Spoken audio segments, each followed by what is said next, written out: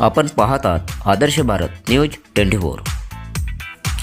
रस्त्यावर पडलेल्या रेतीच्या ढिगाऱ्यामुळे मोटारसायकल स्लिपहून झालेल्या अपघातात एकाचा मृत्यू तर एक जखमी झाल्याची घटना सोमवार 16 मार्चला सायंकाळी 7:15 वाजताच्या दरम्यान सावनेर तालुक्यातील नॅशनल हायवे मार्गावरील खानगाव उड्डाण पुलाजवळ घडली।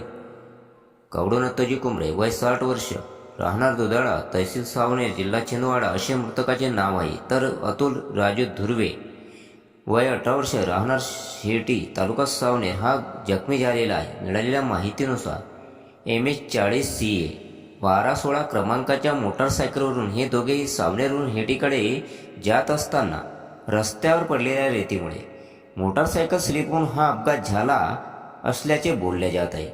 या घटनेची माहिती मिळताच सावनेर पोलीस निरीक्षक उमेश पाटील घटनास्थळी दाखल झाले। जखमींना सामाजिक कार्यकर्ते हितेश बनसू यांच्या रुग्णवाहिकेने सावनेर येथील सरकारी रुग्णालयात दाखल करण्यात आले।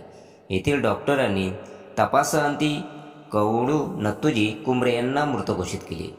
अतुल राजू धुर्वे हा जखमी झाल्याने त्याला रुग्णालयात भरती करण्यात आले। या घटनेचा पुढील तपास सावनेर पोलीस करीत आहे।